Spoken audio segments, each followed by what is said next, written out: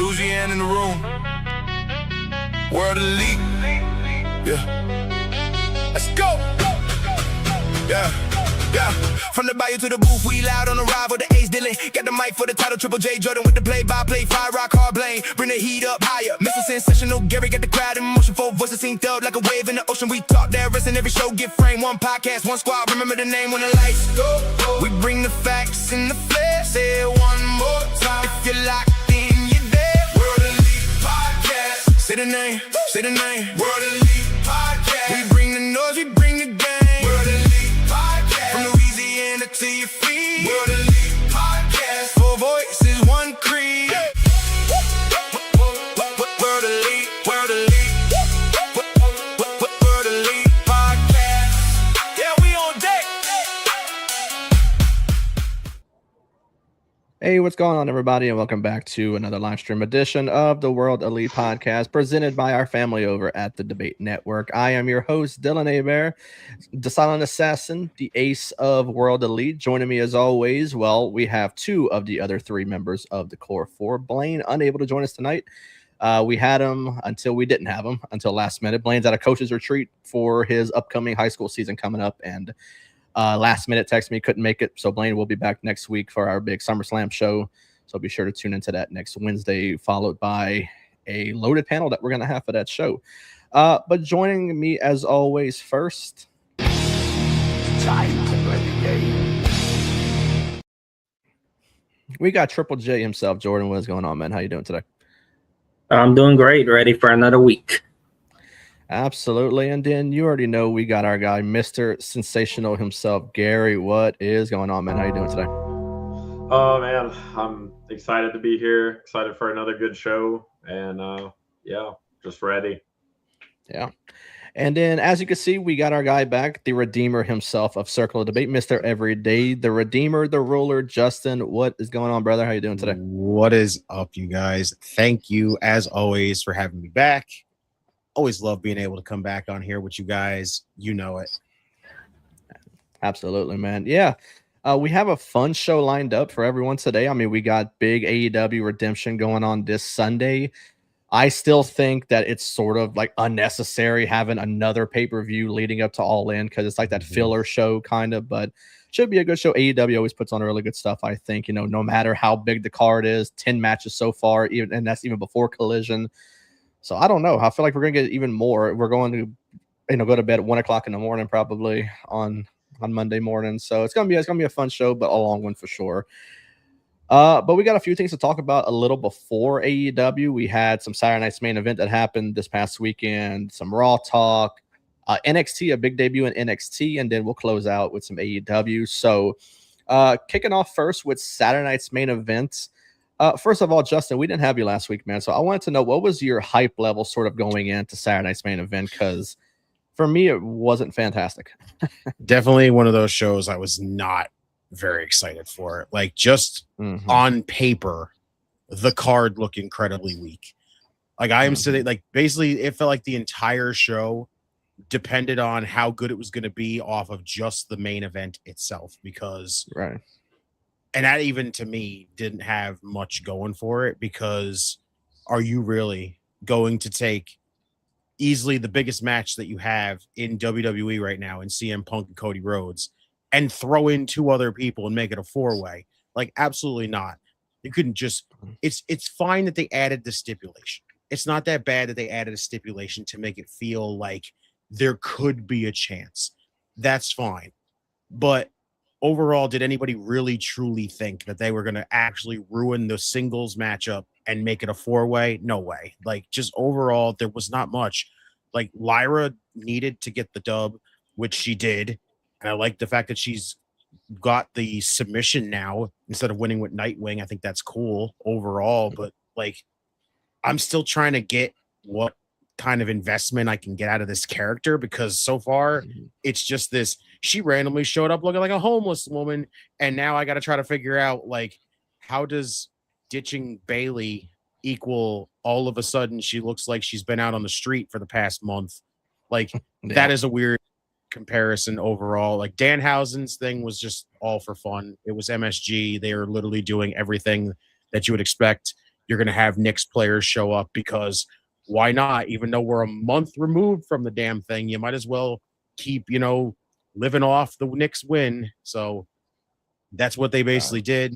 Carl Anthony Towns showing up. Like, I give it to JD McDonough and Dom selling their asses off for that choke slam. But other than that, that's all this was really for. It was just Danhausen and a lot of fun for them. It wasn't what it was for me. Like, Fatal Influence winning tag titles was an absolute must. They have basically been on this weird trajectory with the other two, with Fallon and Laney, and now it's like JC's kind of sliding down the pole right now, just going like, oh man, what the hell? She's literally started off hot by beating multiple women's champions, and now she's just there on the roster. So, and literally the other two women just lost singles matches against the champs multiple times. They've beaten the champs multiple times, so they had this 50-50 booking scenario, and now it's like they needed to win it. There was no other option that you could literally do but give them the tag team titles, but it doesn't help much because there's really still no division. There's no division overall, and that's the part that sucks. And that ending segment was just what it was. It was to be expected. The whole, let's have Jalen Brunson show up on the show because Knicks, again, Roman out here, even though if anybody's seen the short with me and Brother Nero talking about how we weren't really excited to have it come out as for every time people acknowledge me, but for tonight I acknowledge you. And then Roman literally proceeds to say those words, and I'm like, great. So that just threw me off the entire segment. And then the way they portrayed Seth as the heel was not a good way to look at that. It was just, honestly, overall, the show just felt like it didn't need to happen. It literally didn't need to happen. And they just did it because MSG, we needed a show in MSG, and let's just feed off the Knicks. That's all it felt like.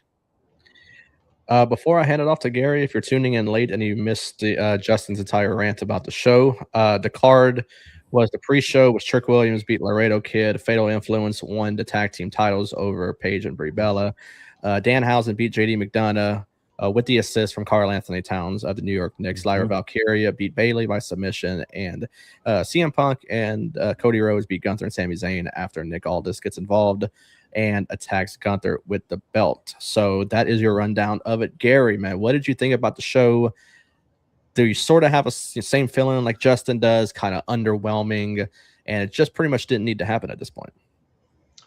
Yeah, I mean, I was actually pretty hyped for the show going into it, but the kickoff of the show I felt was super boring for the most part.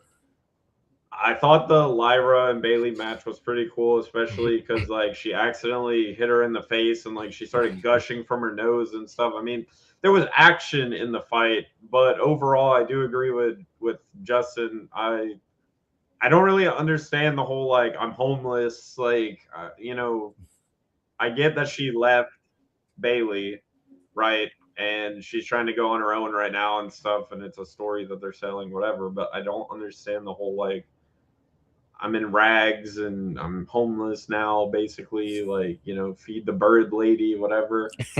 I don't know. It's just weird. Overall, though, that match was like entertaining. There was some excitement to the match. And then, to piggyback again off of Justin, like I thought that the Danhausen match was fun. It's always goofy, and I like Danhausen for that. He's a comedic character. Kind of like what happened a couple weeks ago where he's like, you are cursed, and then like the wrong thing goes off, kind of like we talked about last week. Like it's always silly, so I like that for like kind of like almost as a chance to catch your breath, like during the event or whatever. It's like a time to just kind of relax or whatever. And then the biggest letdown for me, I know you guys, we talked about it last week on the show, and you guys told me that that's kind of just like a thing with WWE, I guess, and I'm still learning that, but I don't like how Cody and CM Punk are like at odds right now, and then they're put in a match as tag team partners against Gunther and whoever it was. I don't even remember. Sami Zayn. Thank you, Justin. Yeah, Sami Zayn.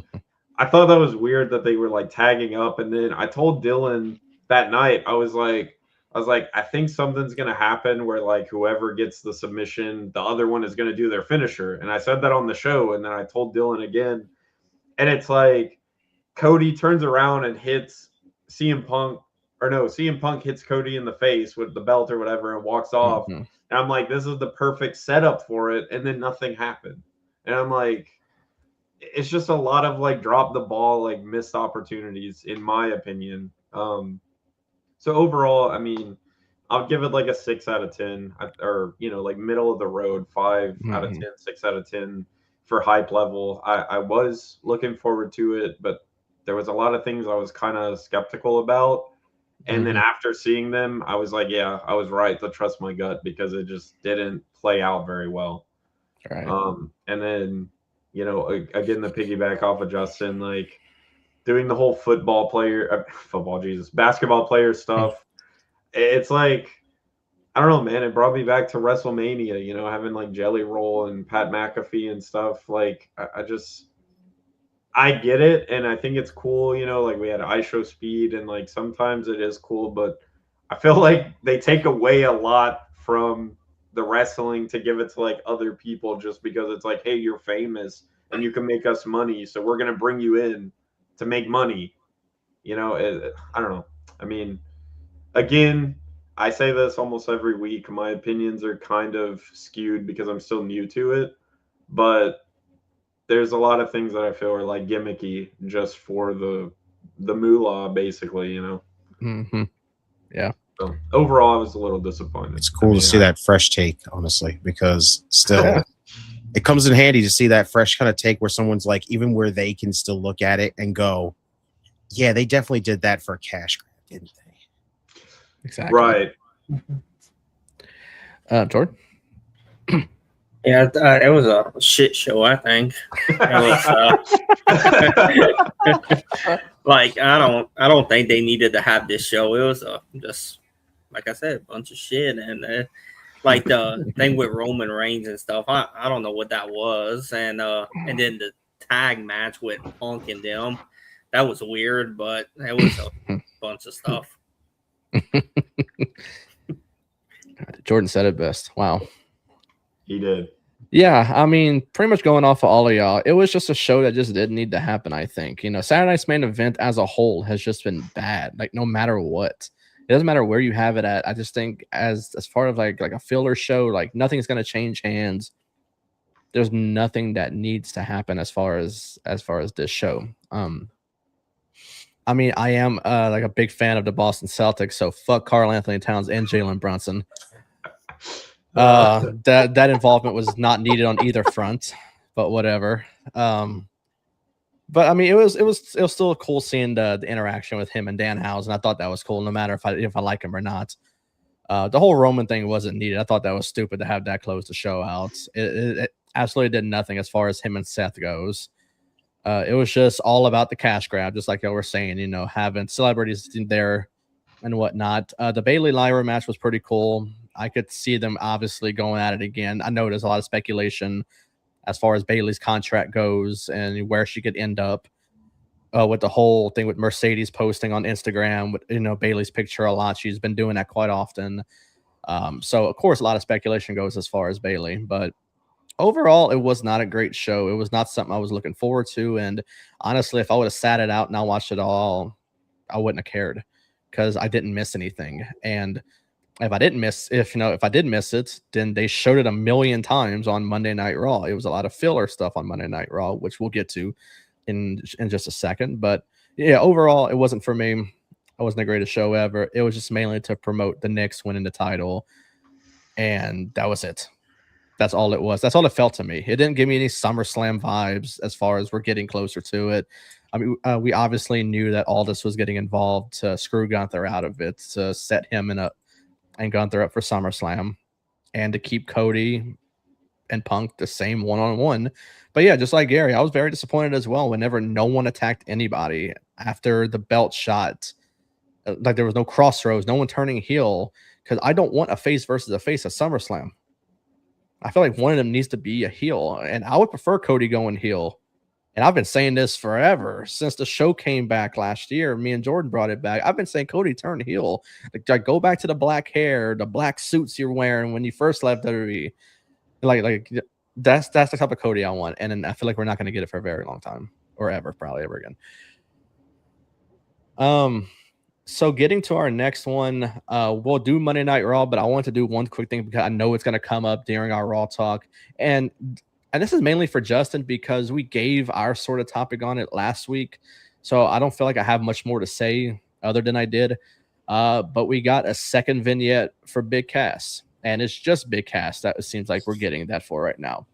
Still no Enzo. Like there's no talks or anything of Enzo, no video clips of Enzo. It's only Big Cass. And this one kind of went to the dark path that he went down before his release. I know there was a lot of backstage stuff that happened before his release. He had his feud with Daniel Bryan, and then after that, he's gone. And then he betters himself on the indies, goes to AEW in a lot better shape, and now he's getting his second chance. But once again, still no Enzo Amore. So, Justin, this is, like I said, this is mainly for you. We gave our take on it last week. I'm pretty sure our take is not changing from last week. So, are you interested in a Big Cass singles run? Do you think the tag team division needs Enzo and Cass more than a singles run needs just Big Cass at this point? So this is the toughest option you have here, is to think about, like, at this point, is it really going to end up being Enzo? Because they haven't even said a single thing. We thought maybe we were going to get his vignette following that, but we just got another Cass one. That's what I now thought. I'm just kind of scratching my head going, maybe we aren't going to get Enzo, or maybe they are. The only way I could actually think about it is they're not going to spoil him coming back for some reason, and they're only going to give us Cass for now. So just kind of make it feel like it's only him. But then on that 3rd of friggin' August, they're going to have Enzo come out as a big surprise. So that way it kind of justifies them adding to the tag team division right now, because I this is a way where I'm looking at it and I'm like, I'm either fine with either option, honestly, because you're either going to have the option to, hopefully, fingers crossed, revamp your tag team division by bringing in Enzo and using them in whatever division you put them on, whether it be Monday Night Raw or Friday Night SmackDown. Have them basically revamp them tag team divisions, or basically Cass is going to go out by himself, which honestly I'm fine with if he's going to go out there by himself, because all I think about is I'm completely avoiding all the AEW stuff, because honestly, his AEW run wasn't all that. Like, let's be honest. The learning tree stuff was terrible. When he was by himself before the learning tree, he really was doing nothing. He really didn't have any involvement on television whatsoever, occasionally getting brought in to wrestle on freaking when Dark was still around and Dark Elevation and all that stuff. So it was like, okay, they just exist. At this rate, all I think about, I want to see if he is going to come back solo. I want it to be kind of like a revamped version of his TNA run, because his TNA run was the best run solo style for him that I have seen. I thought that was the best one that they had, because honestly, when he was in TNA by himself and he was friggin', what was it? W. Morrissey, I think it was, when he was there. Oh, yeah. Yeah. Honestly, he was doing amazing work as a singles guy. He was getting over big time. They wanted him to be it felt like they were going to start pushing him towards like a singles run towards the world title, which would have been honestly pretty freaking cool, because he was getting over like crazy. He was doing that feud with Matt Cardona where he powerbombed Chelsea Green through a table, which was freaking wild. Honestly, that Big Cass is what we kind of need. If you aren't actually invested in bringing in Enzo, Cass needs a singles run, and he needs to get pushed as a singles guy towards, I'm not going to say push him towards a world title, because I don't see him winning a world title in WWE.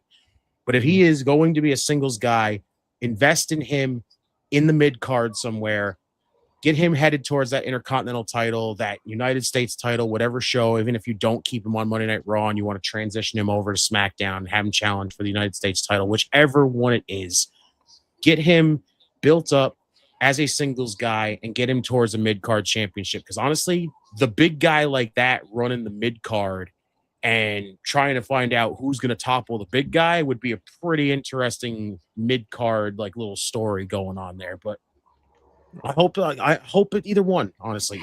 Even Enzo. If Enzo comes back, listen, it's kind of like a second chance for him. Let him have his second chance. See if he can make up for all the crap that he went through in his first run at the end. And let's just get this tag team division back, because I'm tired of sitting on these shows and telling everybody like the tag team titles are worthless. Why do we like still exist at this point? Which is crazy, because again, the tag team titles have existed for such a long time in this company, and I don't want to see them go away, but I want them to invest in a tag team division and make it feel like it's a tag team division that we know it can be, and it is worthwhile, and not just two teams facing each other for 6 weeks. That is ridiculous.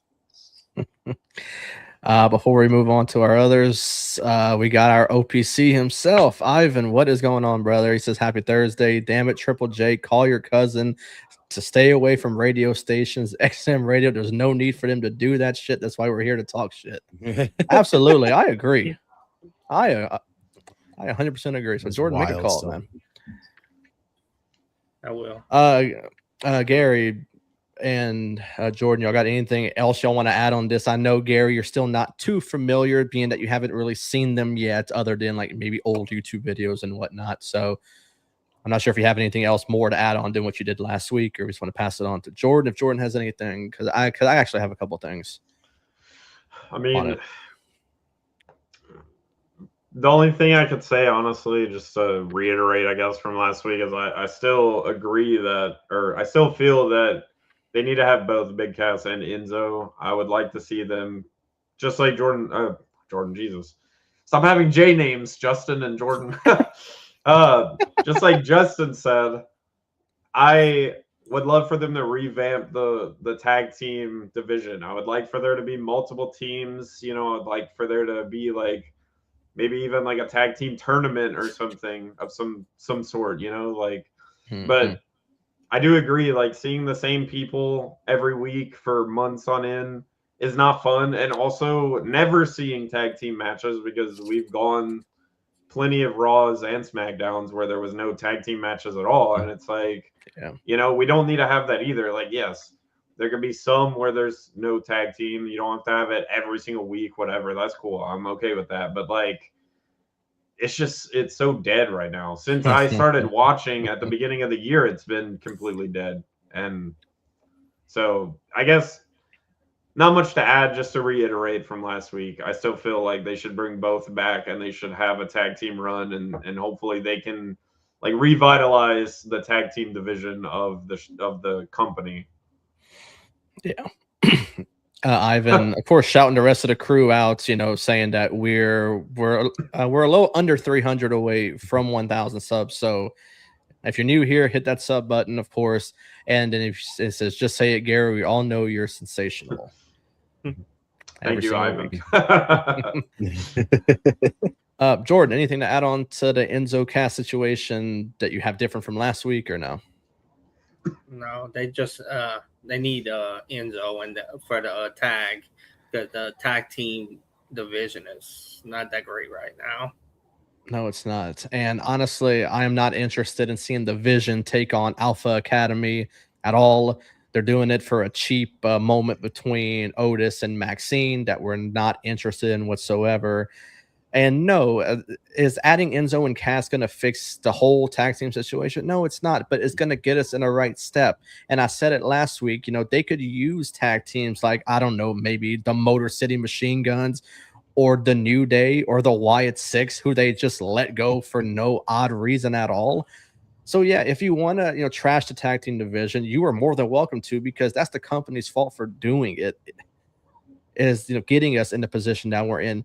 Is anybody interested in R-Truth and Damian Priest being still the tag team champions on SmackDown? No, we're not. But there's really nothing they can do right now. The tag team division on both brands are awful. And no, adding Enzo and Cass is not going to be the solution, but it should get us in the right direction. And there's really no one that I see NXT-wise that you can bring up to be that game changer right now for the main roster, because NXT, to me, kind of is also struggling a little bit. Well, they are. The whole company itself, you know, developmental and main roster, the tag team division is just absolutely struggling right now. But honestly, I think if you debut Cass without Enzo, I don't think you get that proper reaction from the crowd that they're going to want him to show up. And as Ivan says, eventually it's going to be Vision versus Street Profits versus Alpha Academy triple threat at SummerSlam. Eventually, don't be surprised Profits come back on Raw. That's another one, yes. And I feel like they took the belts away from him too quickly, and that was just to get their heel moment for Maxine. But now the Profits are not on TV right now. Yeah, they'll come back, but honestly, I don't think nothing changes for the Profits either, which it sucks. I think they're very talented. Mm-hmm. But and there was always those talks also of I think going by himself, Montez Ford going on his own. I don't think you need to do that right now. The tag team division is struggling as it is. Don't pull Montez Ford away from the Street Profits, because I think him and Dawkins have such amazing chemistry in the ring together. Don't do it, and don't do the Enzo and Cass situation the first time, because you had a gold mine with those two, and then you made them turn on each other. But I think it's stupid. But yeah, I mean, I'm not interested in Cass being on his own. Sure, it's cool for the mid card for a minute, but once again, I think the company cares more for crowd reactions, and I don't think you're gonna get a good crowd reaction if it's just him by himself, because it's the night after a 2-night SummerSlam. The crowd's gonna be hot, and they're gonna be chanting for Enzo the entire time. And if he's not there, they're gonna riot. I think, because I think they want Enzo more than anything. This after SummerSlam is going to feel like a night after the Raw after Mania, which is hopefully going to be freaking huge. So it's going to need to be something big. It's going to be, because even for me, Raw after Mania doesn't hit like it used to right now. Because the company is more corporate. They're more money grab. They're more this and that. And that doesn't remind me of the wrestling that I used to watch. The Raw after Mania that I've been to before, the hot crowds. It doesn't hit like it used to. So hopefully the SummerSlam after, or the Raw after SummerSlam, this hits different, because it'll give me some sort of life. So hopefully. Before we get to NXT, we'll talk a little more of the Raw. There's not much to talk about with this Raw. This was one of the most lackluster Raws I've ever watched. There was no women's matches whatsoever. The only women you had on the show was Liv Morgan and Io. It was a small little brawl between the two during a match. And it was mainly video clips of Seth Rollins and Roman Reigns leading up to their match. They showed it like 6 times probably. They advertised a lot of Fanatics Fest, and they closed out 15 minutes early. So, I mean, I think if you went to this Raw, you were obviously gypped, and I feel bad for you for spending your money on this. Justin, what did you think about the show? Anything positive to say on this front? Because I don't have one positive thing to say about it. To be honest with you, like, I put it down the middle, because there was some things on the show that I didn't mind, like the opening tag match with the Vision. I thought was really cool. Like them against Javon and Dragon Lee as a tag team is really cool and all, and it was an awesome matchup. But it literally was just to set up more brawling with the Alpha Academy, which I am just at this point, really, this is what we're doing here. Little 50-50. Like, it's cool to watch Otis, come out, and he's still beloved by everybody, but this whole thing with Maxine, I don't know what this is leading up to, genuinely. Like, I don't see this leading up to a Mandy Rose scenario where he's going to get the girl kind of thing. So what is the case of this entire feud here? Honestly, nothing. It was just Monday Night Raw annoys the hell out of me, because not only is it flooded with freaking bloodline segments, it's flooded with fucking Judgment Day, and it's just too much. They're involved in everything, and I mean both factions are involved in everything. It's like, oh, 2 women are backstage just chatting with each other and talking about a match they got coming up, and just, here's the bloodline, don't worry, those 2 didn't mean anything where they're just talking to each other, but that bloodline appearance right now absolutely means everything. Make sure the Judgment Day is involved in everything, because just ridiculous. Like, Oba and JD McDonough was fine overall, because Oba basically killed that man. We saw homicide. We saw homicide on TV that night. You know what? That was hilarious to watch overall. The Solo and freaking the Solo stuff, like, I don't even honestly care. Like, we're setting up a 6-man tag with Solo, LA Knight, and Powerhouse Hobbs against the Bloodline. Jacob Fatu, and the Usos. So basically, we are, in a way, teasing Solo Sikoa rejoining the family. Like, this is stupid overall, because if the numbers just go up, that's all I keep feeling is going to happen, is Solo's going to turn on the other two guys and rejoin the family. And I'm going to hate every single bit of this, because this just, let's continue to grow the numbers of the bloodline, because the bloodline story's back and we have to make sure it's just prominent on television no matter what it's involved. Like, it's so bad, so repetitive, it's so tiring. It's just family members leave, family members come back, family members feud with each other, family members make up. It's just nauseating to watch over and over again. The tag match with Gable and Penta was cool. Like, it just, those two, I'm looking forward to Gable and Penta for the IC title at SummerSlam, honestly, because right now it's kind of Gable's, redemption arc for himself, after everything with El Grande Americano and now this. Honestly, that man should be winning the Intercontinental title at SummerSlam. As much as I love Penta, but Gable's got to win this. This has to be his moment right here. And the fact that the main event ended in a fucking no contest. Like, how many more main events are we going to have on these shows just end inconclusively to just summon up a brawl? That's all it was. They didn't have anything else. They didn't have, like, any face-to-faces. They announced it for next week of Roman and Seth. But, like, all they did was cram history in there and be like, did you not know about what happened with the Shield guys? It's like, thanks. I already know this. You guys are still trying to keep Moxley off television by fucking making sure your segments, those video packages, get cut before Moxley gets showed. It's ridiculous. Yeah, this show is just, it's tough. It's tough to get through. And honestly, they did have a women's segment on this entire show, but it happened during one of the commercial breaks. So unless you were watching it with a VPN and you could see the commercials and everything happened during the commercials, you missed the entirety of Lyra walking up to Sol Ruka and saying, I want the Intercontinental title back. And that was about it.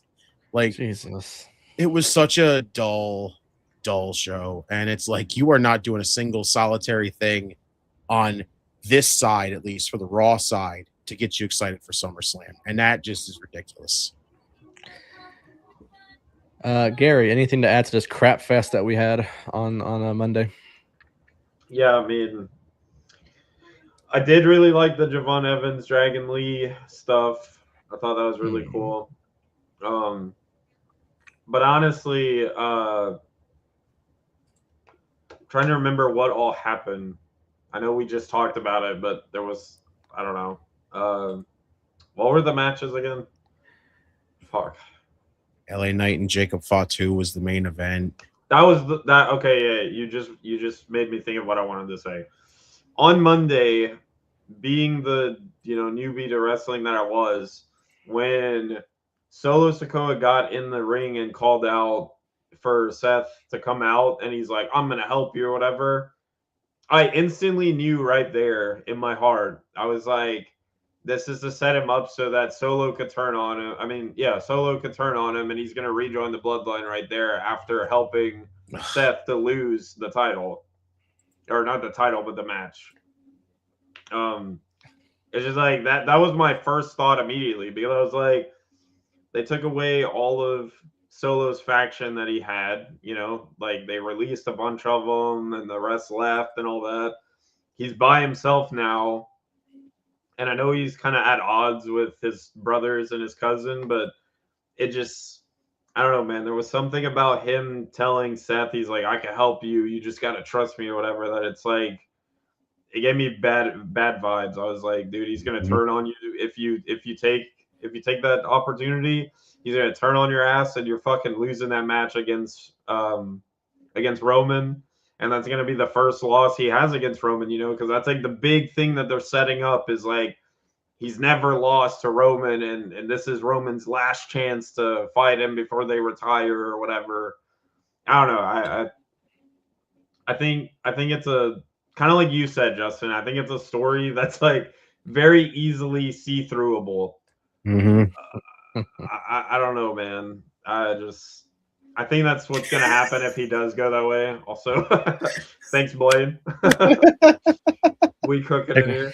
Of course, shout out to our guy Blaine, unable to join us tonight. He will be back with us next week. I hope the coach's retreat either went well or is still going well if you're still at it. But yes, he is. He did something that he doesn't do very often to Gary. Him and Gary sometimes were at odds on the show, but see, he actually agreed with you this time, Gary.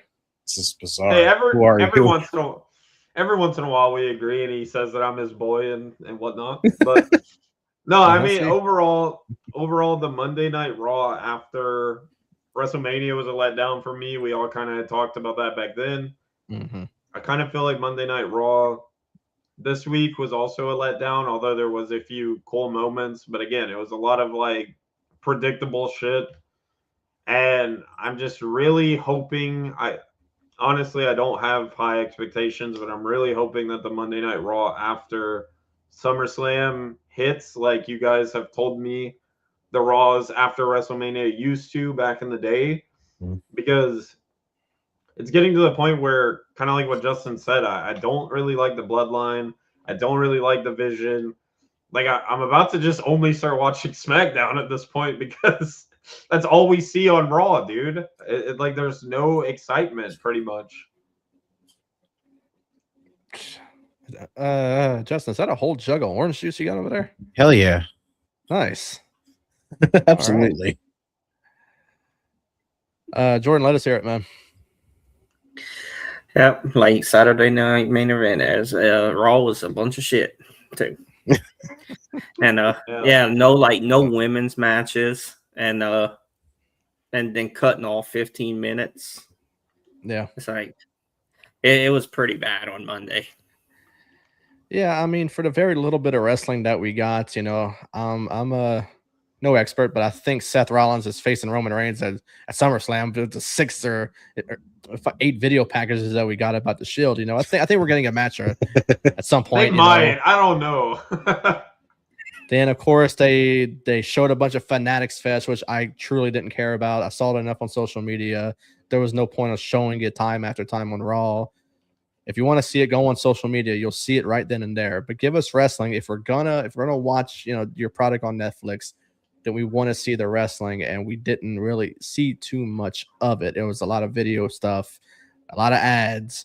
But what I did see of it was not great, but wasn't the worst Raw I've ever seen. But it was still extremely lackluster. But I feel like I'm the only one that's so interested in a solo face run. He gets a good reaction from the crowd. And I am not interested in no Bloodline joining from him because we've seen this already. And it's a lot of recycle stuff they're doing with the Bloodline. They're doing anything they can not to kill the Bloodline for good, because after they do that, they have nothing left for these guys to really do, because they need Jacob to be a part of Bloodline, feuding with someone outside the Bloodline. They can't see him doing nothing by himself. The Usos, who could be helping the tag team division, are not helping the tag team division. Roman Reigns, he can't get help. He can't win without help. And same thing for Solo. I don't know if you can do too much Solo without the Bloodline. So as much as I am interested in a face run by Solo, yeah, I gotta agree that I think he's setting this whole face run up to join the Bloodline. And that's something I can't deal with again. I can't deal with the Bloodline again. We got it for so long, and then they pretty much almost killed it, and now you're back doing the same old shit. So, I don't know. It's a bunch of recycled stuff, and I feel like we're never going to get the end of the Bloodline, being that there's so much interest in bringing in people from outside the company. I know big name Zilla Fatu is still on the table, and he could possibly be joining at some point. I don't see him going to NXT. I see him with the family ties, bypassing that, going main roster, and which I think he does need NXT. I don't think this guy's main roster ready, but I think given the name, I could see him going there. But I think he should start like Solo. Solo started NXT, and he's doing just fine on the main roster. So because they debuted him with Clash at the Castle whenever he screwed over Drew McIntyre. I think you do that with Zilla, and yes, and his name has come up quite a bit to debut at some point. So I think it does happen sooner than later. I just hope he gets the NXT run first. But overall, Raw was terrible, and it's not getting me any more excited for SummerSlam right now. Oh God, Damn. Lance Onawai's more ready than Zilla. Wow. Wow. Yeah. That's crazy. And Steven said he's really interested in Aldis and Gunther. So am I. Because Aldis has been talking about he wants another run. Like, not just a one-off. He wants another run. Everything about that's been excellent. Like, literally thumbs up. Like, the only thing I hate so far is the fact that they made it official on that kickoff show and not on television. Yeah. I know. One last thing. I sort of feel like this is gonna be quick, but we had Mike Santana debut at the end of NXT this past Tuesday after Tony D'Angelo once again defeats Naraku to keep the NXT title. Justin, first of all, you're the NXT guy here. You run the watch along over on COD. What did you think about Tony D retaining the title over Naraku? Do you think it was the right move and the debut of Mike Santana? Genuinely shocked that Tony didn't drop the title. We have had this discussion over during the NXT watch along that literally it feels like Tony is the only one left of that class that he was involved in, and he's still down there. Like, why is he not up there? You had Braun Breaker a part of that class. You had so many other people like Trick and Mello and just all these other names that were a part of that class with him, and they're either on the main roster or basically gone because let's just say like one person that absolutely was getting a lot of freaking love for unknown reasons was freaking Von Wagner, but I'm not going to talk about that much. They had this whole thing where just now he feels like, why are you still here? You're ready. You should move on. Like he moved after he's moved from the Don character. Like that character was the one where it was like a lot of people were always saying, does it have a lot of limbs on the main roster? Honestly, no. It doesn't feel like it has a very long shelf life when it comes to the Don character on the main roster. So he basically goes away for a while after the entire story of the dissension of the family goes away. And then all of a sudden they are bringing him back as this just like silent assassin character. Like he's not saying nothing. He's just coming in, beating the crap out of people. And then finally he starts talking. And it's like, he's still kind of that character. He's still kind of got the, I'm ready to fight whoever. It doesn't matter who steps up to me. I'm ready to go. And I'm like, okay, this is fine. But like this character feels like it could have a lot of limbs on the main roster. So why is he not getting called up yet? So I was genuinely shocked that he retained. I thought they were going to give it to Naraku, have him get a run with it. Especially now with Mike Santana showing up. I figured you were going to go full on, Naraku's the heel right now. So we put it on the heel. You get the babyface Mike Santana show up. There's your build up to that. And then eventually you put the title on Mike Santana. But it was like, now we're doing babyface versus babyface. A little weird right now over this like scenario. But, I'm intrigued. I think Tony and Santana as a matchup overall would be pretty awesome. So I'm kind of looking forward to the two of them going one-on-one.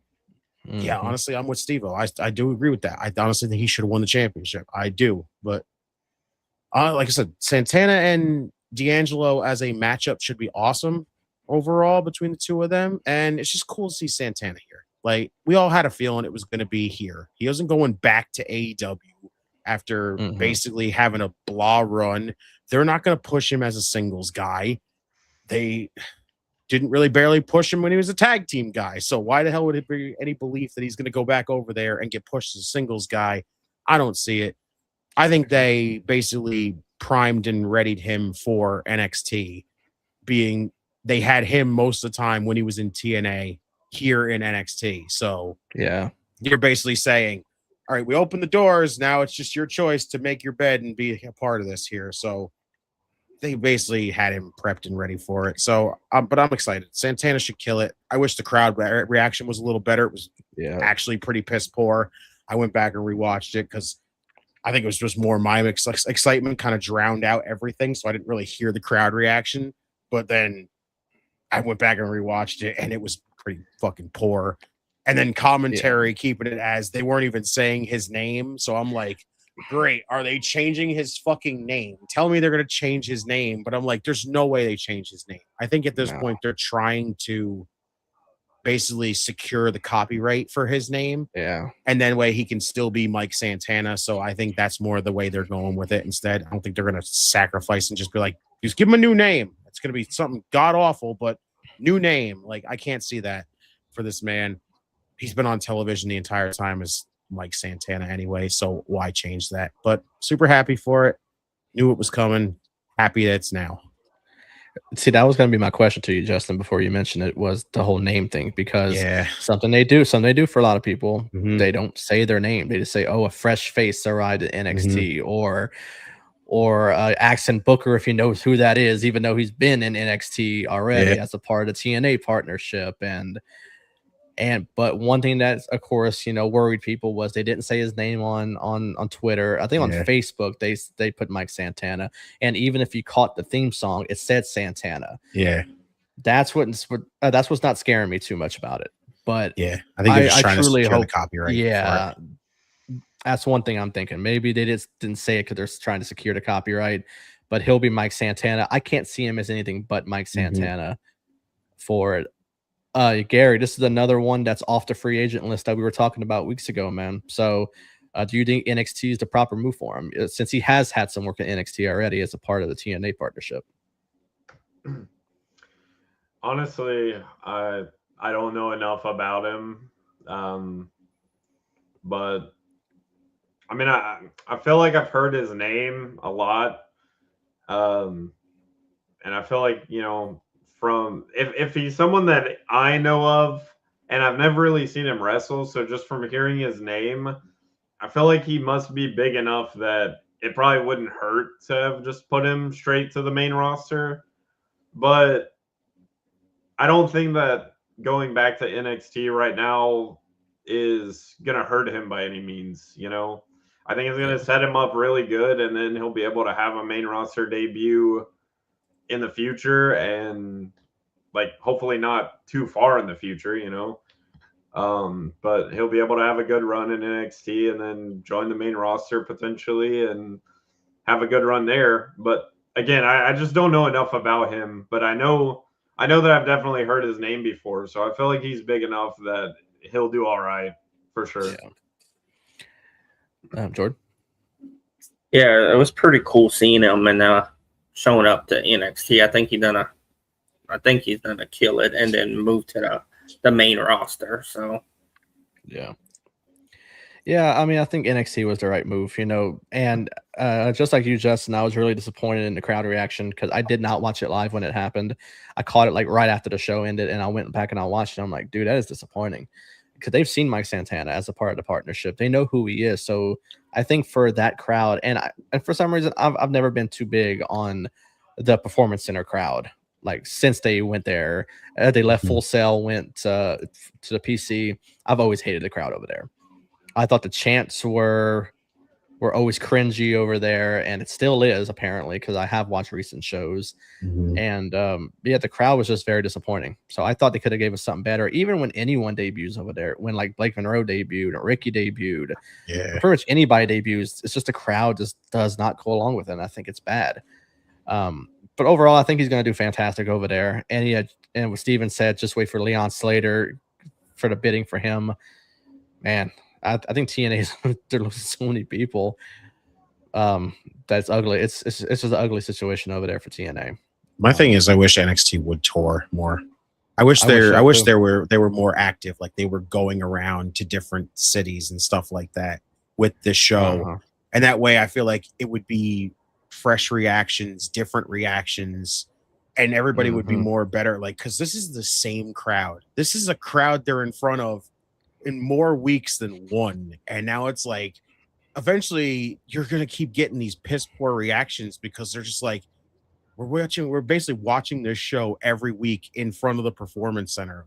It needs to be in front of fresh new faces, touring around and going around and doing this stuff if you're gonna do these kind of moments, because this reaction would have been a hell of a lot better if it was in front of something different than the Performance Center crowd. Yeah. So also with the whole thing with TNA that we were talking about, I know TNA has a show tonight. It is live tonight, huh? There's no, it's not pre-taped or nothing tonight. Because I know they have a match between the Hardys and the Righteous from the Hardy compound. Yeah. I know some people became free agents today. I know Bo Dallas is one of them. Mm-hmm. I mean, could you see a sort of like character he had maybe like get into this with the Righteous or helping the Hardys? Possibly. Because I could definitely see something like that. Because I would love, honestly, I would love it more with the Righteous more than him doing something with the Hardys. Because Bray had his thing with Matt, which is cool. But I would love to see Bo go with like the Righteous. I would love to see someone partner with the Righteous like that. Someone like Bo's character when he was Uncle Howdy. Vincent kind of is a different version, but almost has the same similarities as Bray Wyatt. So in a way, I could see somebody being involved with the Righteous. Like Bo would be really cool. Honestly, if they wanted to bring another big guy in, like bringing in Rowan and having him paired with that, and then like freaking Big Dutch and like Rowan together, like that would be a scary ass tag team. Vincent can focus on being a solos guy.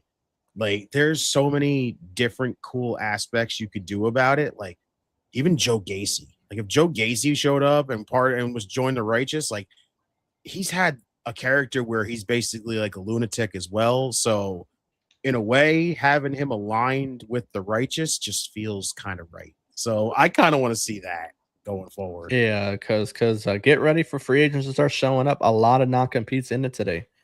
The whole Wyatt 6, except for Nikki, it looks like it's just Rowan, Gacy, Loomis, and Bo. Zelina, Alistair, Zoe Stark, Santos, Escobar, Kyrie, and the Motor City Machine Guns ended today. So be watching your wrestling. A lot of free agents will be showing up at some point. Obviously, big one, I think Motor City Machine Guns is whenever Dynamite's in Detroit.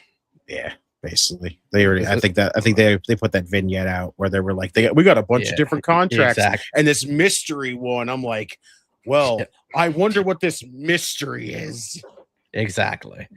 Yeah. So it should be pretty interesting leading up to all these names showing up somewhere. But let's close out with some AEW picks.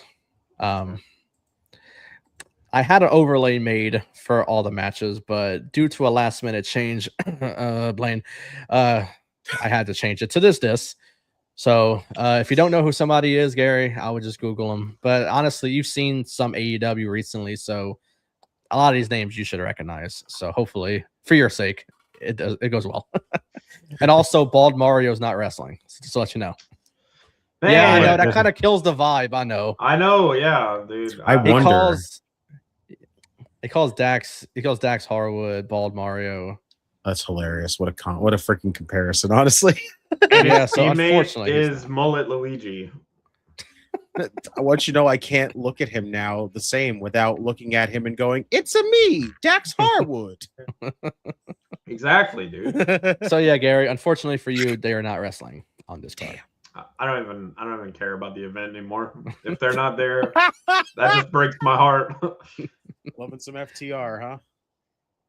Hell yeah, dude. Let's go. All right. It's actually SMB. Oh, SMB, Super Mario Brothers. Yeah. You better get it right, Justin. It's so funny because they literally had a tag team when freaking Evil Uno and Stu Grayson were together before they were freaking the Dark Order. They were Super Smash Brothers, which is hilarious. That's awesome. All right, so let's kick off with the AEW National Champion of Mark Davis taking on Andrade El Idolo. Justin, who you got, man? I'm going Andrade. I'm just disappointed on this whole scenario because the fact that you got Andrade for weeks, maybe even months, talking about he wants a world championship opportunity, and he's literally got to settle for the national title. That sucks. I mean, I listen, I like Mark Davis. I think the dude has done an amazing job after I was super worried for him when him and Fletcher went on the splits. And I honestly thought Fletcher was going to thrive and Mark Davis was going to sink. But this man literally just stepped up to the plate and said, yeah, Fletcher may be the one shining right now, but I'm not going to not shine in the process here. And honestly, Mark Davis has turned himself into a hell of a singles guy. And I love it. Like, he's had amazing matches. And it's a little disappointing that he's going to end up dropping this title, but I think it's Andrade getting this one right now. You just turned him babyface. Why not capitalize on that by giving him a title? Gary, to try to help you out, like the same thing you did for like Forbidden Door, I would assume to try to do that just so you can see the person's face. That helps you out a little bit. I know you're not too much pro AEW. Yeah. I mean, I already have my pick for this one, though. All right, well, who you got then? I have Andrade also because I know his name and not the other one. My goodness. I've heard his name a lot, so I'm picking him. All right, that's fair. Jordan. I'm going with Andrade too. Same here. I'm going Andrade. I think that he deserves a little bit more than a national championship as well. But if that's any way to get gold on him to push him to get something better somewhere down the line that he should already, have gone for already, then sure. But also, I do really like Mark Davis. But Andrade deserves gold, and I think he finally gets it. All right, then we have a no-holds-barred match between the Painmaker, Chris Jericho, bringing back the Painmaker gimmick against Tommaso Ciampa. This is tough because honestly, I want Ciampa to win. I want Ciampa to win because it's not going to hurt Jericho to take the L in this scenario. Because honestly, I think that's a pretty good way to look at for Ciampa. Like the Psycho Killer is better than the Painmaker. That's a hell of a status improvement right there for Tommaso Ciampa. Mm-hmm. I want to say Ciampa so bad, but I'm going Jericho. I feel like this is the end of this feud, and I don't see, unfortunately, Ciampa winning this feud. So I'm going Jericho. Okay. Gary? Well, honestly, I'm the opposite. As much as I want to say Jericho, I'm going to do Justin a solid, and I'm going to say that Ciampa is going to win. Please let me be wrong. I will be happy that I'm wrong. Jordan? I'm going Jericho. See, I was kind of torn with this because I don't think Jericho needs to win. I mean, I think he's at like an age and a point in his career where he needs to start putting more people over, and I'm gonna go Tommaso Ciampa to kind of even the score here with us for. So, yeah, I mean, I think Jericho does not need this win. Even going back to the Painmaker gimmick for this one, I think Tommaso Ciampa still needs this win more than Jericho does. All right, let's see. Then we got a tag team match for the AEW World Tag Team Champions, Cage and Cope against, I guess, the Death Riders of Claudio Castagnoli and Pac. Cope and Christian retain. I can't see this random, all of a sudden, just interjection of the Death Riders equaling them winning the tag team titles. I think, unfortunately, what we're getting at All In, we're more than likely getting Copeland and Christian against the Bucks with tag team titles, and then my freaking worry is going to be: are we just going to put tag team titles back on the Bucks? Because I kind of don't want that. I'd rather it be Copeland and Christian putting over a new team in the process than having it just be, oh, the Bucks will do it though. Yeah, but do we really need the Bucks to have how many freaking tag team title runs is this now for them? Like 6. So yeah. How about no? How about we go with the team that honestly should be more the meaningful? Like, hell, we beat 2 Hall of Famers for the tag team titles instead of freaking we beat the Bucks for the tag team titles. Honestly, feels more better if you have Copeland and Christian beat the Bucks overall, but we're not going to get there yet until I'm concerned when we get to that part, but I can't see Copeland and Christian losing to the Death Riders. Ain't no way. Gary? Yeah. Honestly, I don't even know.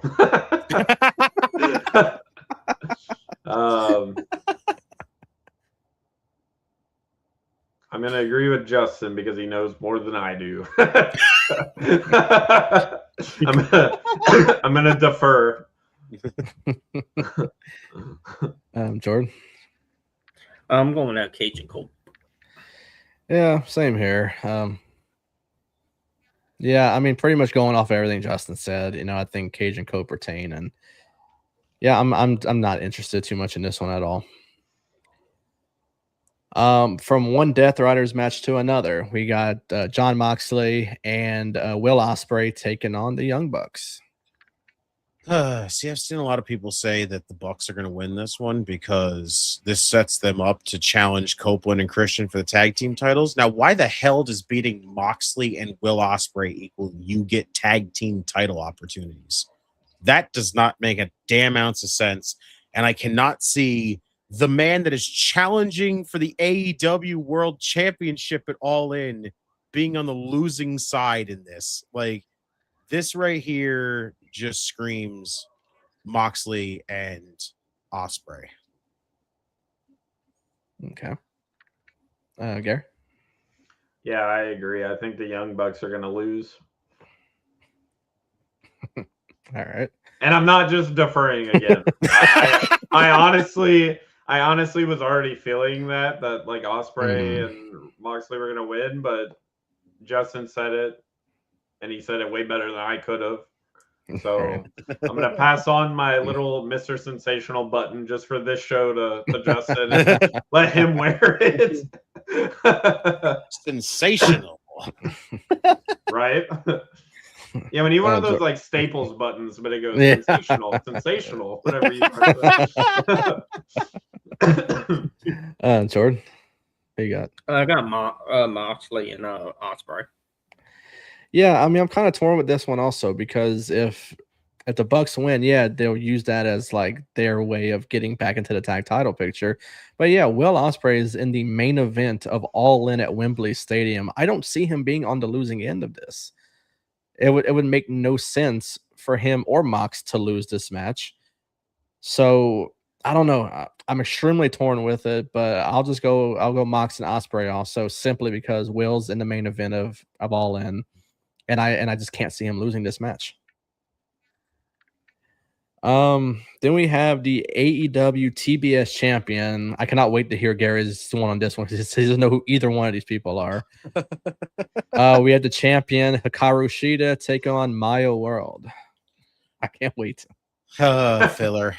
That's basically what this match is. It is. Like Maya's more than likely heading towards Athena at the next Ring of Honor show because she's already pinned the Ring of Honor Women's Champion at one time. So more than likely you're setting up that match at the next ROH show. And don't get me wrong, Maya's put on a hell of a freaking performance lately. Everything that she's done so far has been spectacular.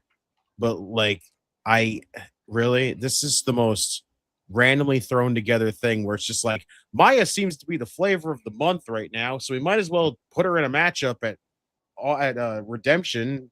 What should we do? Put her against the TBS champion. Okay, that doesn't give any freaking belief that she's going to win the damn thing, because what would be the point? Sheeta's whole thing was her winning this title and continuing her feud with Chris Statlander. And that feels like it just got sidelined for this random matchup. So, got to be Sheeta retains. Yeah. All right, Gary. Give me your full analysis on this one. Okay, so honestly, I really feel like it's going to be a no contest. I think that there is going to be no winner. But if I have to pick a winner, I was actually thinking Maya World, and then Justin said all of that stuff that he just said. So I'm still going to pick Maya World. All right, nice. Jordan? I got the champ retaining. Yeah, same here. I'm going Sheeta retaining it, and I've been big on Maya World since her match with Mercedes, which I think she outperformed Mercedes. That's just me. But for anyone who watches this show knows I'm not the biggest Mercedes Moné fan. That's not me, but I would love to see Maya World win it. I think she's due up for something big, but I think she goes more pro Ring of Honor than anything at the next Ring of Honor pay-per-view. So Sheeta retains, but I think it's gonna be a better match than what people may think is just a filler for this pay-per-view, which obviously it is, but I think it's a better match than what people think it's gonna be. But I'm going Hikaru Shida to retain, but very good match. So I got these matches out of order, so I got to see what I didn't already say. Come on, Wikipedia. All right, we're going to go with the 6-way ladder match to determine the number 1 contender for the AEW International Champion. We have Jack Perry, the Beast Mortis, Commander, then Mike Bailey, Nick Wayne, and El Clone. What the hell kind of matchup is this? What I don't know. the Even hell? the graphic only had 4 people on it, so I had to make sure I was right. I have to see what the hell this is because I didn't even know this was a thing. Yeah, the graphic didn't have El Clone or Nick Wayne on it. It just had the first 4. So that's what it's showing me. I mean, hope I didn't spoil anything. If something was might be because I don't even know what the Oh. hell this is. I mean, this is not really anything. A 6 to determine a number 1 contender. what am I breaking news or something? Oh my. This might be, honestly, because what the hell is this? I don't even know what this matchup is. This is rando. Oh my god. Yeah, my GM randomizer. That's pretty much what it is. Yes. Fucking yes. I love it. That's exactly what it is. This is the most random shit ever. Dude, they literally just got to the freaking menu to pick a superstar. They just hit the square button or whatever the hell it is to randomize whatever controller you're at. They're just like, She's just done. Yeah, because Steven was saying assuming Collision for the last 2 spots. Is Collision pre-taped or something? Like, is it not live? Yeah, If so, I just spoiled the shit out of it. They're probably taping it tonight. They're taping it tonight to freaking put it on Saturday. More than likely. That's all good. That's fine. Well, the thing, I didn't spoil the main event, so I think we're okay here. I had to pick a winner here out of this one. This is tough. It's either a toss-up between probably Speedball and Jack Perry. You know what? I'm gonna take a shot in the dark here. I'm gonna say Speedball, honestly. I don't know what it is. Okay. I can't see Beast Mortos winning it. Commander just had an opportunity at the international title and he lost. Nick Wayne is in ROH more than anything, so I can't see him challenging for this. El Clone has literally been off television for God knows how long. Jack Perry is probably the closest option you could pick here, but like Jack Perry doesn't feel like he's really got a direction right now, but neither does Speedball. So I'm going with a shot in the dark, and I'm going Speedball, honestly. All right, Gary. Can you say their names one more time for me? Sure. Sorry. Let me bring it up. All right, Jack Perry, the Beast Mortis, Commander, Speedball, Mike Bailey, Nick Wayne, and El Clone. The Beast Monet, basically. Pretty much. God dang it. I liked that name. Okay, I'm going either the Beast, whatever, or I like Matthew Perry from Friends. I really like Friends. So I think it's going to be either Jack Perry or the Beast guy. I love that he picked Mortos. Let's go. Dude, I would have picked Moose. so- I would have picked Moose if he was in this match. Moose. It's not even the right promotion. I mean, he don't just did. care. I mean, fun fact, Moose did just Yeah, leave he TNA, did. so He did, yeah. So Gary's going with the Beast guy, as he just said, Or Jack Perry. or Yeah, Jack Perry. I'm taking 2 on this one. Jordan. I'm going Jack Perry. I'm gonna go Speedball Mike Bailey to win, just because Jack Perry already, had a title already with the national title. I would be more interested in Speedball versus either Bandito or Fletcher, being that it'll probably be Fletcher. But I fully agree on this. I think it needs a Joker card in this one, kind of like a casino ladder match. I would be more interested in a seeing. mysterious entrant in there, just because. They need a mysterious entrant right now because this is not good at all. But yeah, I mean, that should have told me something when the graphic only had 4 of the 6 guys on it. I don't know. I didn't even know this match existed until you just mentioned it. Now I'm like, okay, this is happening. I haven't watched Dynamite in a while, so I had no idea that this was even happening. It hasn't even been on. It hasn't even been announced anything on Dynamite at all. It's more probably been Collision than anything. Oh my God, said the Leo ROH Rush. TV champion. It's him. It's I love Leo Rush. I love Leo Rush, man. Do too. It's so good, dude. At first, I hated the gimmick, but now it's grown on me so much. It's so cool. and seeing them pop the out guy at that the was most in that random bag? spots. Yeah, The Yeah. cage match. it's so with random. I love it. the cage match is so good, dude. Popping out of the bag and just going on a flurry. I was like, let's go. That's awesome. So getting to the match that is going to determine the number one contender, we have the AEW International Champion. Everyone is banned from ringside. We have Kyle Fletcher and Bandito. Oh, see, I feel like that would open up the chances of Bandito winning, but like I think we got the big matchup that's coming up for All In, and that's going to be Fletcher, Takeshita, Okada, which would be amazing if that three-way happens and is made official. So I can't see Fletcher losing this. I am excited for this matchup because I think it's going to be freaking killer because Bandito has just been, anytime this man steps in the ring, he just puts on a performance of a freaking lifetime, and him and Fletcher together is going to be insane. But I can't see Fletcher losing this. Yeah. Gary? Well, I can because I'm going with Bandito winning. What wow. Whoa. Wow. He pulled the freaking, Bandito always does this and like it looks like he's trying to shoot the guy. Yeah, that's what fucking Gary just did to us right now. Yeah. I like Wow, Bandito. okay. I don't know. I vibe with him. He's cool. And I think he has a mask if I remember right. And I like wrestlers that have masks. So if Blaine didn't crap on us, I had the match graphic up and you would have seen it. Sorry, Blaine. yeah. I'm gonna blame Blaine on not being able to see the mask, dude. Jordan, who you got?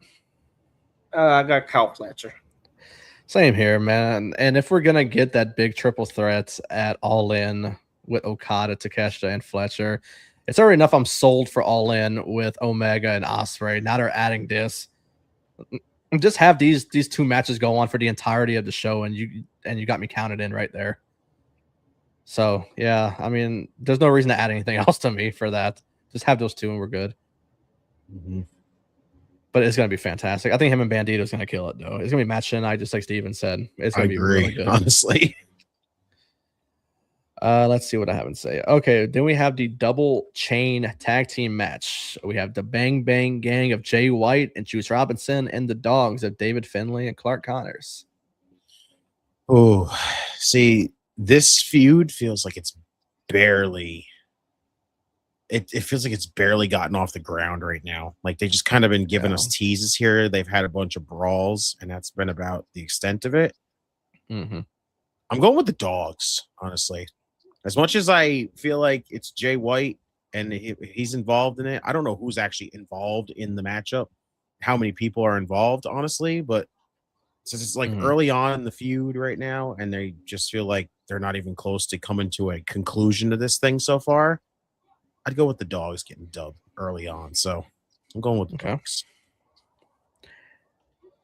Gary. I like dogs, so I'm gonna go with that too. This is the greatest way to predict anything. Just freaking, I like dogs. So I also don't remember who the other ones are. Some about like Bang Bang or something. I think Bang Bang Gang. It's Jay White and Juice Robinson. Rock Hard. It's the Rock Hard guy that plays on the video for Blaine. Oh, well then, dude. Okay, hold up. Let me go back. I love dogs. I think dogs are great. Dottie, you're the MVP. But I mean, dude, Blaine is my boy. I gotta go with Rock Hard. So I'm gonna go with the Bang Bang Gang. They're gonna win it. Plus, I think Bang Bang Gang sounds cooler than the Dogs, honestly. I mean, I like dogs, don't get me wrong, but it's pretty bland. Well, if they could have stuck with the name they had in New Japan, you probably would have been fine with it because you can't use War Dogs now, apparently. Yeah. Yeah. So yeah, I'm going with Bang Bang. Steven said if it's Jay and Juice, well, they're advertising Jay and Juice to be the so tag Clark. team. So it's Clark and David against Jay and Finlay, Juice. Yeah. Okay, that's interesting. Yeah, Jay White and Juice. Yeah, that's what they're advertising on here. I don't know. It's AEW. I mean, they change everything. Jordan. I'm going with Dogs. I'm gonna go with Jay White and Juice Robinson. You know, this is barely, like Justin said, off the ground, this rivalry, you know, but the whole thing of why Jay White came back against them is because, you know, they're the ones that got him out, you know. Mhm. So he came back for his revenge, and I think that in his first match against them on pay-per-view television, that I think the Bang Bang Gang get the win. I think they run it back. Obviously, this is far from over, but I think it's going to be a very good match. So I'm gonna go with Jay White and Juice Robinson. Let's see. Can see the dogs join the guns in the near future, turning on Jay and Juice. No way. This feud's Wow. over then. This feud's over then if the guns turn. I can't see Jay White and them without the guns. I love the entrance. The entrance alone Right? is the reason why I love them. But whenever I think they came back, I guess the lack of AEW I watched, I had no idea Ace Austin was with them. So I saw him like, so what the fuck is Ace Austin doing there? That makes sense though, because honestly, if this is gonna sound crazy, but if Chris Bay was still wrestling, him and Ace absolutely would have been a part of this together. Oh, yeah. But They would've. Ace being a part of the OG Bullet Club like members right now with Jay and them it makes more sense. So right. All right. I think we got 2 left on the card. Both world titles. We'll start off with the women's world champion of Tekla and Willow Nightingale. I'm going new champ. I think Willow wins it. I think Tekla has done an amazing job as women's champion. She's an amazing women's champion. Everybody loves Tekla. Like, legitimately, she is just freaking cool. Like, everything about her is just fucking cool. She's an awesome character. She's an amazing in-ring performer. She's just got it right now. But she is legit the scenario where it's like, I feel like they are building this story more as Willow going into All In against Mercedes. And I think that just makes more sense of having them, even though in a way it is their quote unquote rubber match, because Willow won the TBS title back from Mercedes. Mercedes, when she first won the TBS title, won it off of Willow. So now it's the Women's World Championship on the line. I'm going to be flat out honest with a lot of people here.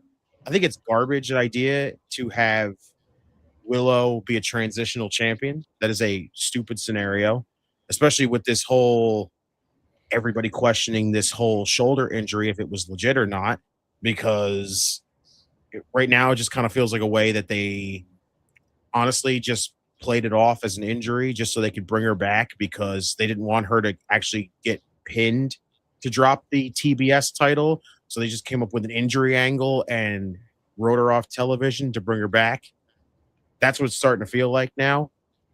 But honestly, I don't think Willow should lose whatsoever when it comes to All In. I would think the more intriguing story is, once again, Mercedes continue to chase and not sacrifice a woman like Willow to basically be like, hey, we have to get this title on Mercedes. It's not that important to get that title on Mercedes like immediately right now. Again, more story, keep it going. She still can't win the big one. And you don't have to just immediately be like, Willow, thanks. We were so glad we brought you back for this whole story of a false shoulder injury to make you a transitional champion. That's stupid overall. So, yeah. But I just feel like the story is more Willow Mercedes going into All In. And I can't see, I feel bad for Tekla. I feel like she's going to have nothing for All In going forward. But hands down, that story just equals so much more being Willow and Mercedes. Okay. Gareth.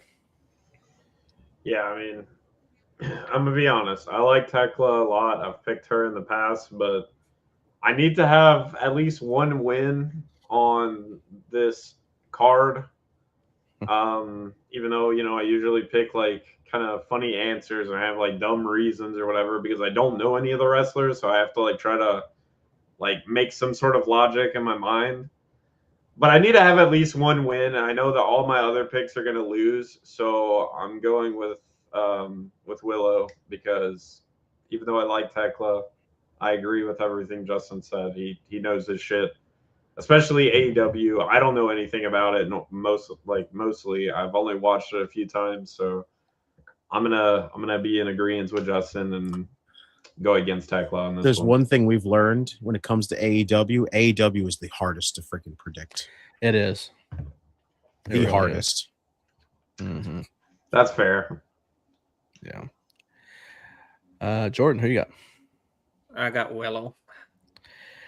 So because I want Willow to have a lengthy run with that title if she wins it, and I think they're going to make her a very transitional champion going in to All In to lose to Mercedes, I'm going to go with Tekla.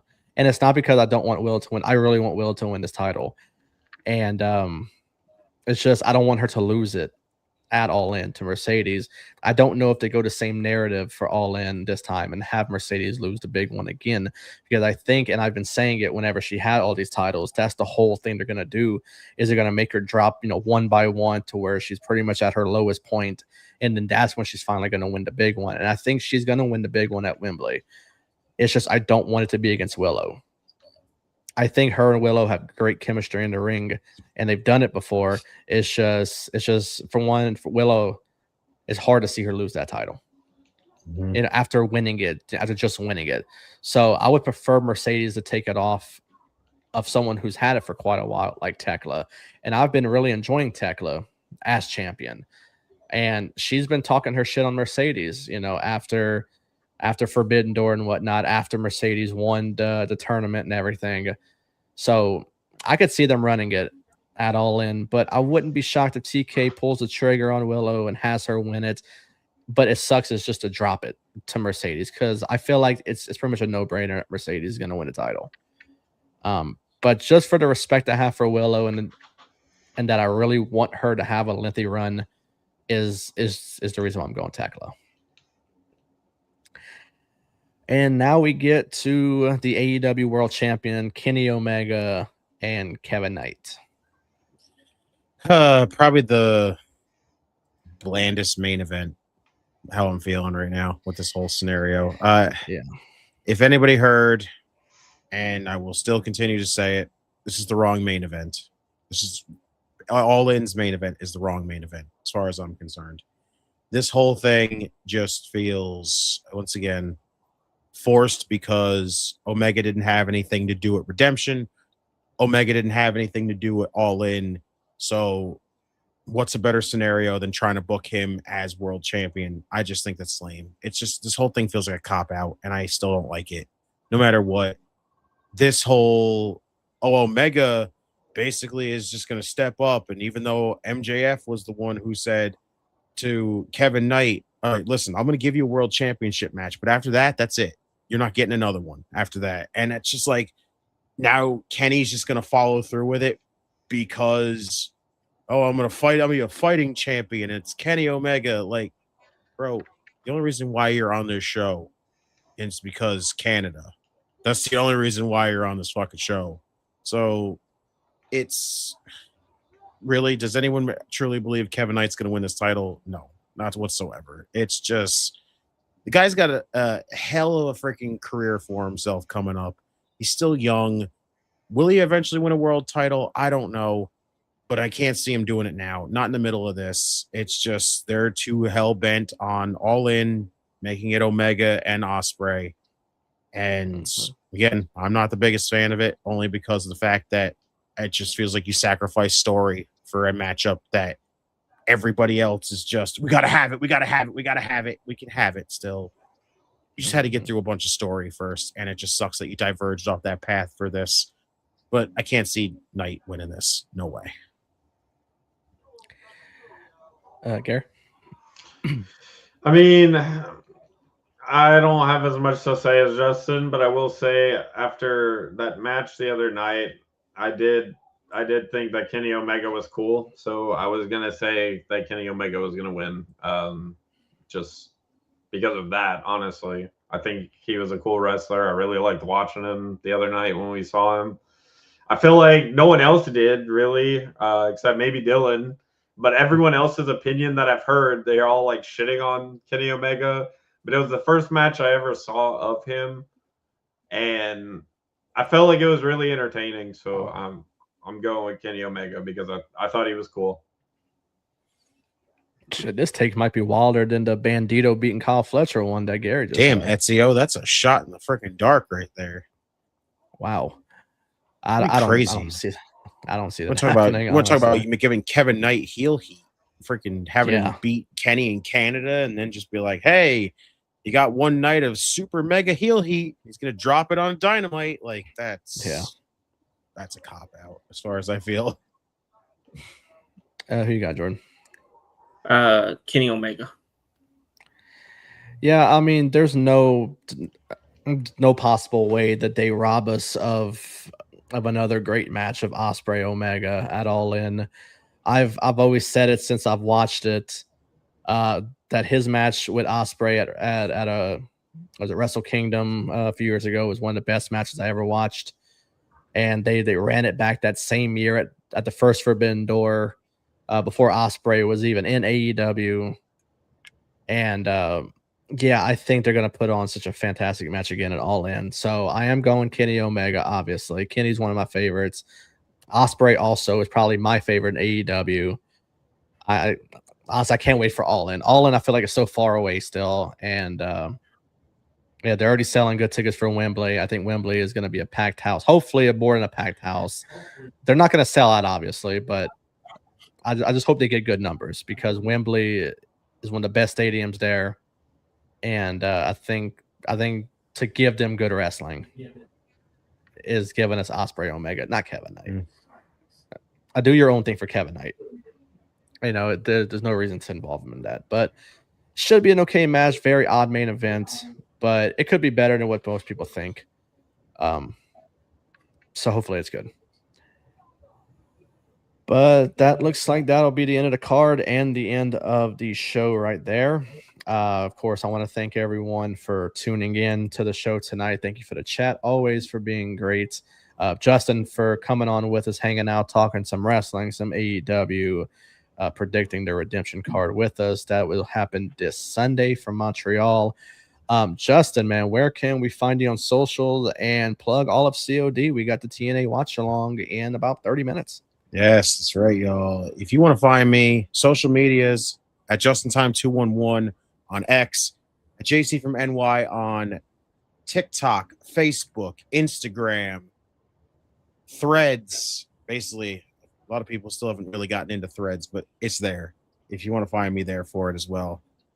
But if you want to actually find me, most of the time, 99.9% of the time, it feels like it's over on Circle of Debate. Make sure you subscribe to Circle of Debate. Appreciate you, Ezio. They literally, if you want to find me, that is the place. It is Circle of Debate. Subscribe to the channel. Make sure you tune in with us because we do watch alongs. We've got basically weekly wrestling coverage, wrestling content up the wazoo. You want your fill of professional wrestling kind of content, come hang with us for the watch alongs, anything else we're doing over there. But also, y'all, if you have not done so, make sure you subscribe here. Circle of Debate as well. These guys are part of the family. These guys are part of the Debate Network family as well. So make sure you subscribe to World Elite as always. Show some love. And I'll be back always. The door, like I said, Dylan's always told me the door's open. I will always take any opportunity I can to come in the door and come over here to you guys every single time. Absolutely, man. Yeah, like I always tell you, doors always open, man. If you're on the show one time and we actually enjoy you and I write you right after said doors always open, then that truly means we loved having you on the show. So of course, man, you're always welcomed here. And that goes for everybody that's been on the show already. Doors always open because we love the company. It's always nice having more people on. Sensational One, where can they find you at, man? I feel like I need to change my thing on Twitter to the Sensational One or something like that. Do it. That's awesome. That's awesome. I might actually do it, Justin. I might have a new handle next week, but for this week, it's you maybe Gary just put Fondo. it as the Sensational G, and then just be like, "Hey, that's actually good." That is.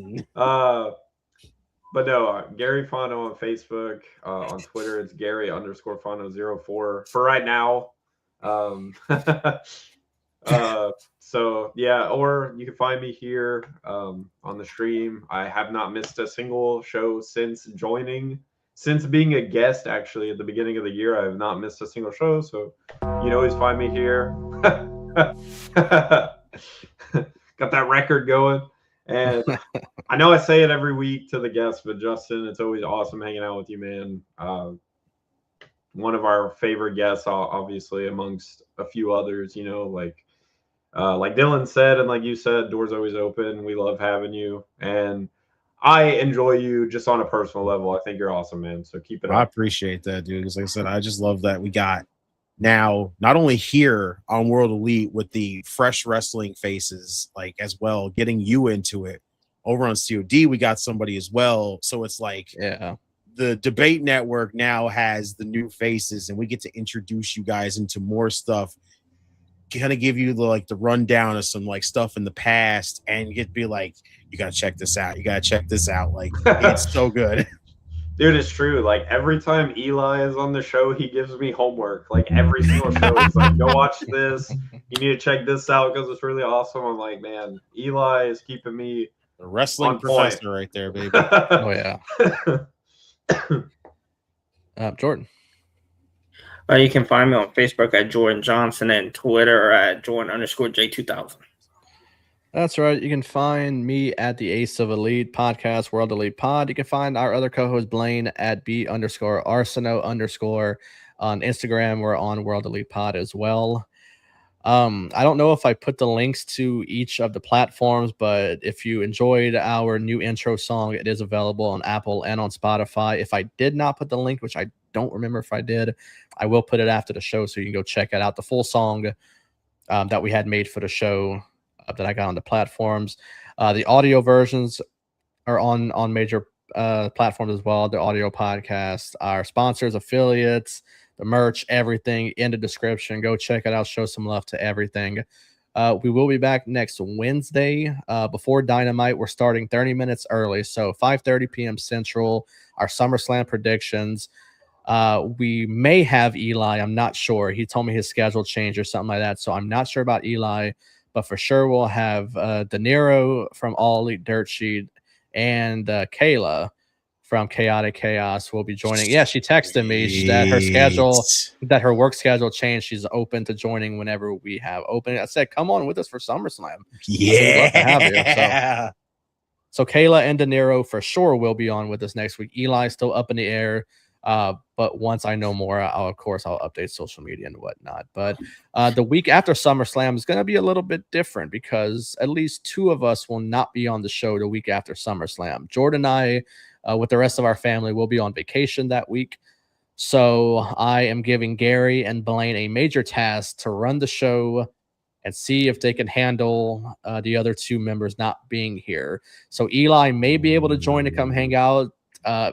If he's not able to, Justin, I might need you to take one for the team and come hang out with the guys for a little while before. I think it's on. They're going to do either Tuesday or Thursday, being that that's Gary's Tuesday, Thursday week that we're going to be on vacation.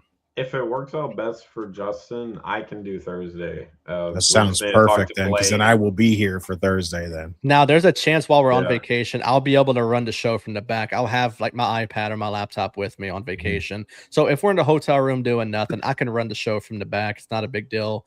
But yeah, Gary has stepped up and said he wants to host. He's done Twitch streams before while he's gaming and stuff like that. So he's used to hosting stuff. So Gary's going to go from the third chair to the first chair on that Thursday. So that Thursday after SummerSlam, Gary, Blaine, and possibly maybe Eli and Justin might hop on with you guys and have a good stream. It'll be weird for me because I haven't missed a show since Jordan and I brought the show back last year. So it'll be very, very interesting to see how that goes. Hey, Gary, I'm very confident. QB on the bench to QB on the field. Let's go, baby. Yeah, I know Gary's going to try to take the show away from me. No. I mean, we all do our part. I'm not trying to take the show from anyone. I felt like I was comfortable enough to do it, and I really feel like it's going to be a big show with, talking about everything that happened, so I didn't want to miss it. Yeah, the week after SummerSlam, I definitely didn't want to miss something like that. So obviously, I trust Gary and Blaine enough to come on here and entertain like they always do every single week. So we'll keep people more updated with that stream whenever it gets a little bit closer. So the next 2 weeks, we do have planned already SummerSlam picks and recap and all of that. So but that will do it. I hope everyone enjoyed the show. Go check out the COD watch along for TNA later on the Circle of Debate channel. 5 minutes, y'all. Absolutely. Got a good TNA impact. Hopefully a good TNA impact. I know they're losing like everybody over there, so no telling who's even on the damn card tonight. But should be a good show. Go check it out and go hang out with the guys over there. But we will see everybody next Wednesday for our loaded SummerSlam prediction show. And we'll see y'all next week. Y'all have a good one. From the south where the strong ones shine. We build this talk one beat at a time. The Ace, Jordan, Blaine, and Gary on cue. If you want the real, then we got you. Word Elite Podcast. Say the name. Word Elite Podcast. We bring the noise, we bring the game. Word Elite Podcast. From Louisiana to your feet. Word Elite